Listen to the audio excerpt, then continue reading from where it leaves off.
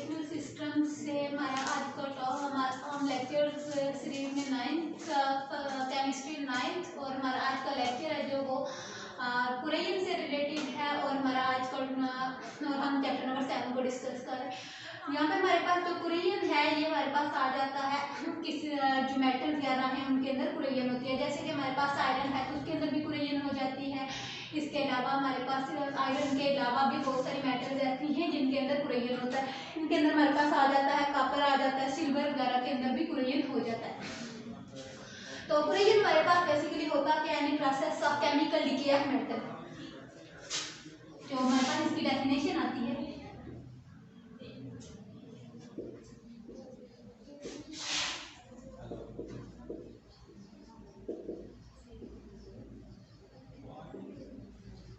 Chemical decay of metal, chemical decay of matter due to action of surrounding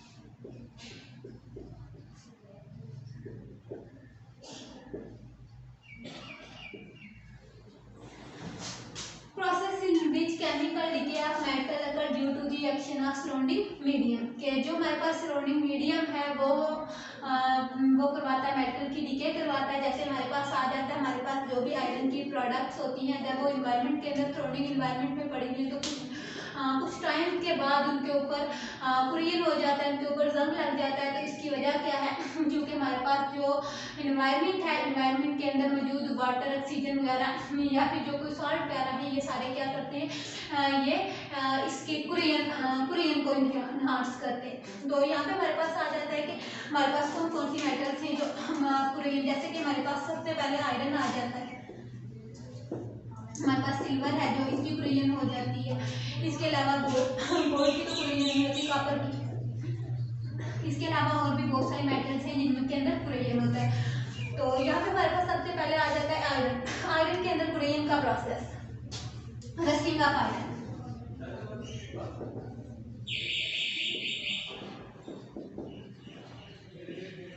rusting of iron के अंदर वो कहता है कि आयरन को अगर हम मॉइस्ट कुछ लॉन्ग टाइम के लिए हम उसको मॉइस्ट एयर के अंदर रख देते हैं तो उसके अंदर क्या हो जाता है, कुरैन का होता है।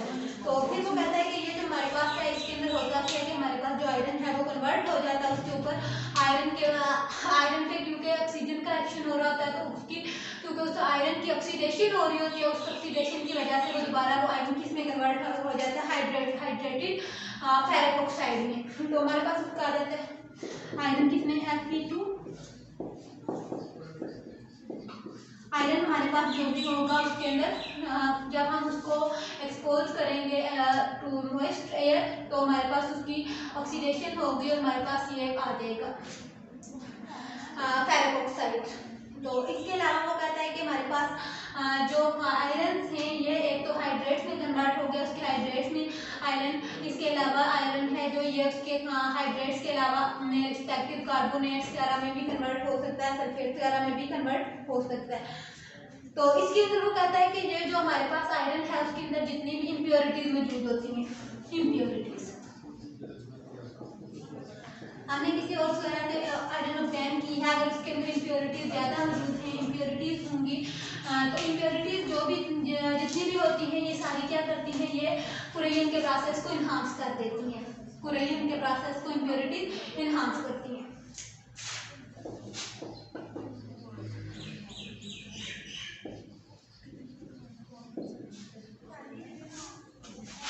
तो फिर हमारे पास आ जाता है इसके अलावा जो हमारे पास जैसे इम्प्योरिटीज में आप देख सकते हैं कार्बन डाइऑक्साइड भी एटमॉस्फेयर के अंदर मौजूद होती है। एटमॉस्फेयर के अंदर हमारे पास बहुत सारी गैसेज हैं जैसा कि ऑक्सीजन, नाइट्रोजन वगैरह भी है और इसके अलावा कार्बन डाइऑक्साइड भी है।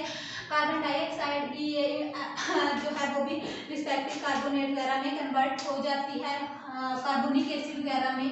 तो ये भी कुरैन के प्रोसेस को इन्हांस करती हैं। तो नेक्स्ट हमारे पास आ जाता है condition for rusting of iron. कि कौन कौन सी हमारे पास ऐसी कंडीशंस हैं जो हमारे पास रस्टिंग ऑफ आयरन के लिए हैं। तो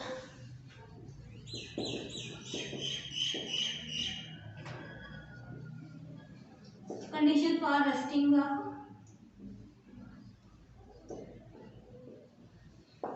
पहली चीज हमने पढ़ी रस्टिंग ऑफ आयरन, दूसरी चीज हमारे पास condition for rusting of iron.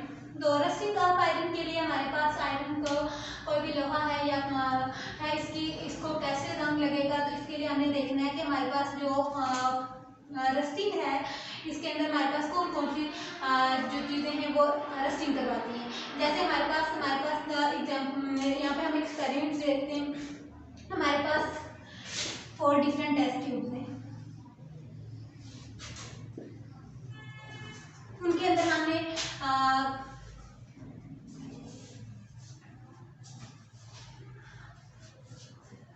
Nail है जो हमें इसके अंदर नेल फिल्टर करनी है।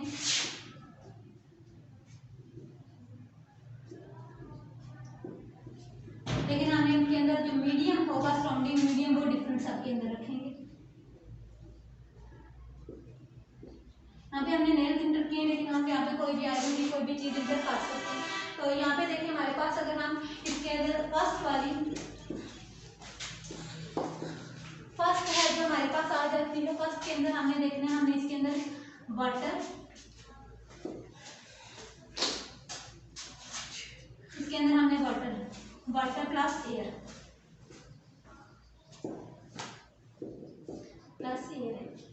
जबकि हमारे पास जो बी टेस्ट ट्यूब है इसके अंदर हमने क्या लेना है, इसके अंदर हम लेंगे हमारे पास कैल्शियम क्लोराइड होगा, कैल्शियम क्लोराइड। यहाँ पे हमने कैल्शियम CaCl लगवा दें। तो यहाँ पे हम ये भी मेंशन कर देते हैं कि यहाँ पे नो वाटर। यहाँ पे हमने एक कॉटन लेना है, कॉटन के साथ हमारे पास है जो वो है कैल्शियम क्लोराइड लगा हुआ है, तो जिसकी वजह से क्या होगा कि ये एटमॉस्फेयर के अंदर से जो नमी वगैरह होगी वो सारे वाटर वगैरह को ऑब्जर्व कर लेगा। तो यहाँ पे नो वाटर आ जाएगा, ये इस कंडीशन में नो वाटर है। उसके बाद हमारे पास आता है कि बॉइल्ड टैप वाटर है, जो अगर यहाँ पे इसके अंदर हमने जो वाटर लेना है वो हमारे पास जो वाटर आ रहा है वो है बॉइल्ड।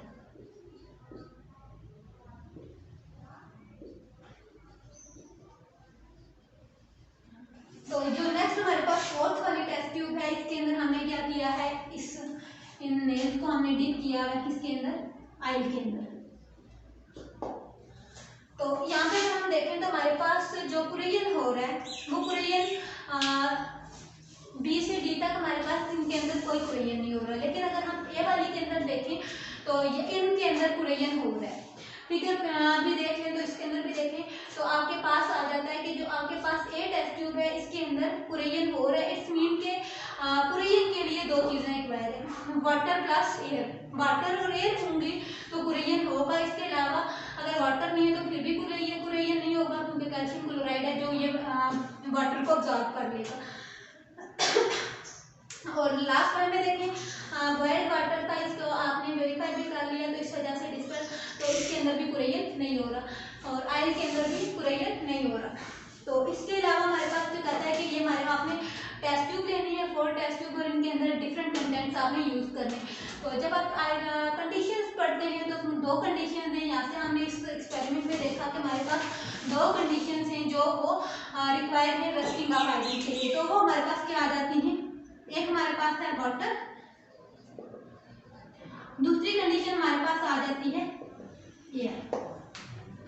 तो ये जो हमारे पास प्रोसेस ऑफ रस्टिंग है, इसके लिए हमारे पास आता है कि हमारे पास जो भी आयरन मेटल वगैरह होगी जब वो मॉइस्ट एयर के साथ रिएक्ट करती है, मॉइस्ट एयर के साथ जब भी वो रिएक्ट करेगी तो कुरेयन होगा, क्योंकि वहाँ पे वो जो आयरन है वो ऑक्सीडाइज हो जाएगी। क्योंकि मॉइस्ट एयर के अंदर ऑक्सीजन भी मौजूद है, वाटर मौजूद है, तो अब वहाँ पे उसने ऑक्सीजन क्योंकि उस आयरन ने गेन कर ली है तो वहाँ पे ऑक्सीडेशन हो जाएगी। एंड देन टू पहले जो आयरन है वो कन्वर्ट होगी Fe2 पॉजिटिव में, फर्दर ऑक्सीडेशन Fe3 पॉजिटिव। और ये जो ऑक्सीडेशन है हमने पीछे वाले लास्ट लेक्चर के अंदर हमने पढ़ा है कि ऑक्सीडेशन होती है एट एनोड।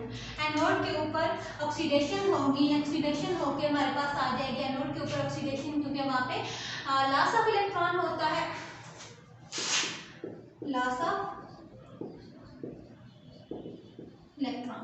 तो ये लॉस ऑफ इलेक्ट्रॉन किधर होगी, तो फिर क्या है, ऑक्सीडेशन है।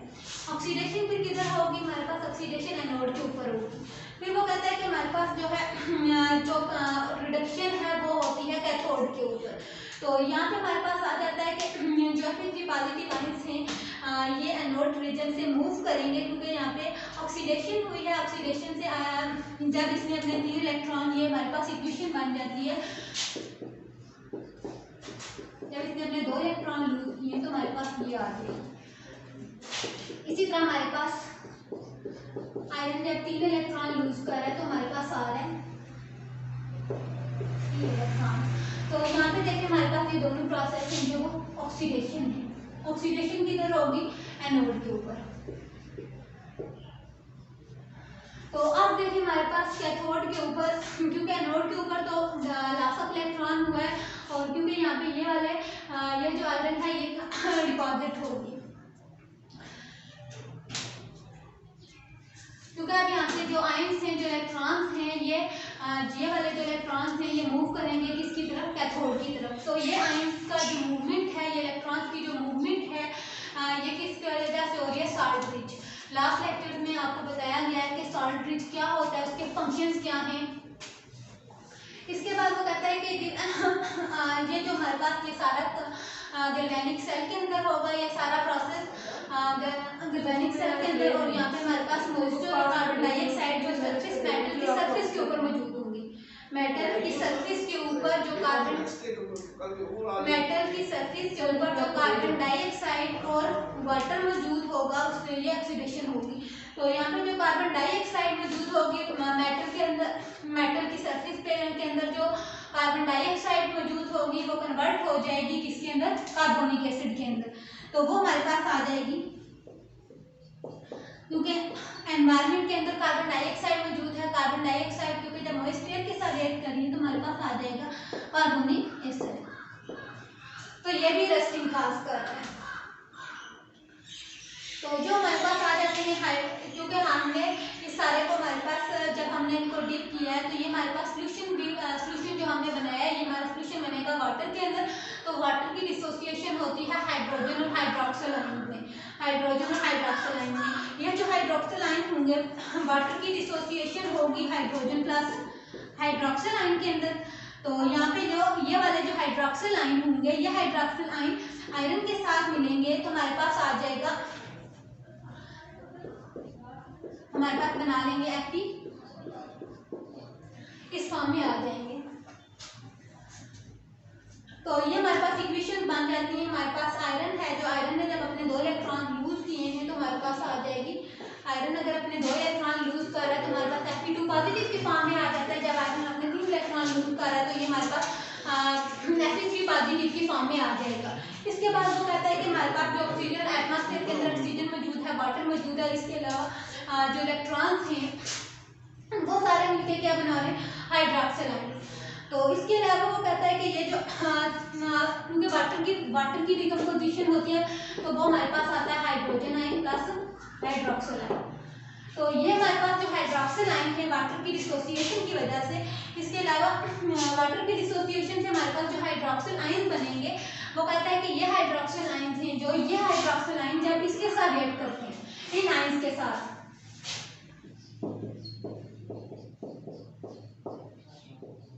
तो हमारे पास आ जाता है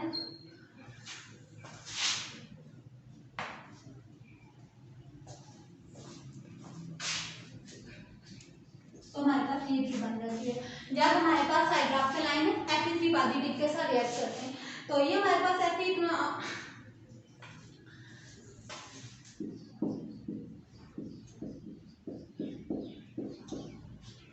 फर्दर ये हमारे पास किसमें कन्वर्ट हो जाते हैं? Fe2O3। नेक्स्ट हमारे पास आ जाते हैं हाइड्रेटेड वाटर, जो हमने इधर पीछे पढ़ा था कि ये हमारे पास हाइड्रेटेड फेरिक ऑक्साइड है, तो हमारे पास ये बन जाता है हाइड्रेटेड फेरिक ऑक्साइड। मैं सारे प्रोसेस को दोबारा रिपीट कर रही हूँ। हमारे पास आज का जो टॉपिक है वो है कुरेलियम। कुरेलियम के अंदर हमने पढ़ा है कि जो हमारे पास किसी भी केमिकल डीके है, मेटल का डीके है केमिकल प्रोसेस से, तो इस पर जो इफेक्ट होगा वो सराउंडिंग का क्या इफेक्ट है। सराउंडिंग है, जो सराउंडिंग मीडियम के अंदर हमारे एनवायरनमेंट के अंदर जो एयर मौजूद है, वाटर मौजूद है,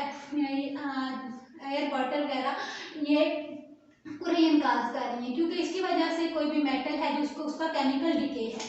तो ये हमारे पास आ जाता है। हमारे पास सबसे पहले हमारे पास आ देखना है हमने कि हमारे पास किन किन चीज़ों के अंदर कुरियन होते हैं। तो आयरन का, सिल्वर, कॉपर वगैरह के अंदर और भी बहुत सारी चीज़ें जिनके अंदर कुरियन होता है। तो सबसे पहले हमारे पास आ जाती है rusting of iron. Rusting of iron के लिए हमारे पास आता है कि हमारे पास जो आयरन होती है वो कन्वर्ट हो जाती है, वो हमारे पास इस फेरस हाइड्रेट के फॉर्म में आ जाती है, हाइड्रेटेड फेरिक ऑक्साइड की फॉर्म में। हाइड्रेटेड का मतलब होता है वाटर फेरिक ऑक्साइड में। तो फिर हमारे पास आ जाता है कि ये वाटर इसने किधर से लिया है, सराउंडिंग मीडियम से। तो आयरन किसमें कन्वर्ट हुई, हाइड्रेटेड फेरिक ऑक्साइड में। दूसरी बात हमारे पास जो आ जाती है वो हमारे पास आती है कि कंडीशंस कौन कौन सी हैं जिसकी वजह से रस्टिंग ऑफ आयरन हो रहा है। तो हमने यहाँ पे 4 टेस्ट ट्यूब लिए हैं और उनके अंदर डिफरेंट कंटेंट्स लिए हैं। हमारे पास जो फर्स्ट ए कंटेंट था उसके अंदर हमने लिया है, हमने नेल्स लिए और नेल्स को हमने वाटर और वहाँ पे एयर भी मौजूद थी, तो हमने उसके अंदर उसको डिप किया है। दूसरी जो हमारे पास आ जाती है दूसरी टेस्ट ट्यूब, उसके अंदर हमने क्या किया कि हमने उसके अंदर कैल्शियम क्लोराइड ऐड किया। कैल्शियम क्लोराइड की वजह से क्या हुआ है कि उसने सराउंडिंग में जो वाटर था उसने उसको एब्जॉर्ब कर लिया, तो इनके नेल्स का वाटर नहीं था। अब नेक्स्ट जो हमारे पास आया, इसके अंदर हमने बॉइल्ड वाटर लिया और डी के अंदर हमने जो नेल्स थी उनको डिप किया है इन आयल। फिर हमारे पास जो आ जाता है इन सब के अंदर हमने देखा कि हमारे पास ये जो 3 थी इनके अंदर कुरियन नहीं हुआ, नो कुरियन। लेकिन हमारे पास जो फर्स्ट वन थी इसके अंदर हमारे पास कुरियन हुआ है। तो ये जो हमारे पास कुरियन वाली है, तो इसके अंदर हमने देखा है कि हमारे पास कौन कौन से कंटेंट्स ऐसे हैं जिसके अंदर जो कंटेंट्स थे जिन्होंने कुरियन कॉज किए। तो इसके अंदर क्योंकि हमने सिर्फ वाटर एंड एयर ऐड की थी तो इसकी वजह से कुरियन हुआ है। तो हमने यहाँ से ये कंक्लूजन निकाला है कि हमारे पास कंडीशंस हैं जो रस्टिंग के लिए वो 2 हैं, एयर एंड वाटर। अब एटमॉस्फेयर के अंदर कार्बन डाइऑक्साइड भी मौजूद है, वो कार्बन डाइऑक्साइड वाटर के साथ ऐड करती है तो हमारे पास कार्बोनिक एसिड बन जाता है। अब यहाँ पे देखना है कि हमने देखना है कि इक्वेशंस क्या है। हमारे पास जो आयरन होगी, आयरन की कुरियन कैसे होगा। अब ये जो आयरन हमारे पास हाइड्रेटेड फेरिक ऑक्साइड में ये आयरन हमारी कैसे कन्वर्ट होती है, हमने ये देखना है। हमारे पास जो आयरन है सबसे पहले ये देखें हमारे पास इस सारे प्रोसेस को बनने के लिए, हाइड्रेटेड फेरिक ऑक्साइड बनने के लिए देखें सबसे पहले ये हमारे पास आयरन है। अब सबसे पहले हमने देखा कि इसकी ऑक्सीडेशन हुई है। ऑक्सीडेशन मीन के यहाँ से इसने अपने 2 इलेक्ट्रॉन लूज किए। तो आपने पढ़ा है कि जब इलेक्ट्रॉन लूज होते हैं तो ऑक्सीडेशन पॉजिटिव में आ जाती है। तो यहाँ पे इसने क्योंकि 2 इलेक्ट्रॉन लूज किए तो आपके पास ये 2 इलेक्ट्रॉन लूज हो गए, तो ये किस फॉर्म में आ गया, Fe2 पॉजिटिव। इसी तरह जब इसने 3 इलेक्ट्रॉन लूज किए हैं आयरन ने, तो इसने 3 इलेक्ट्रॉन इसने लूज किए हैं, ये किस फॉर्म में आ गया, Fe3 पॉजिटिव। अब जब वाटर की डिसोसिएशन हुई थी तो उसके अंदर से आपके पास हाइड्रोक्सिल आयन आ गए। अब Fe3 पॉजिटिव और हाइड्रोक्सिल आयन आपने रिएक्शन की है तो आपके पास FeOH3 आ गए। जब आपने इसके 2 मॉलिक्यूल लिए और फिर आपके पास नेक्स्ट देखें हाइड्रेटेड फेरिक ऑक्साइड बन गया। तो ये हमारे पास सारा प्रोसेस था किसका, रस्टिंग ऑफ आयरन का, रस्टिंग ऑफ आयरन।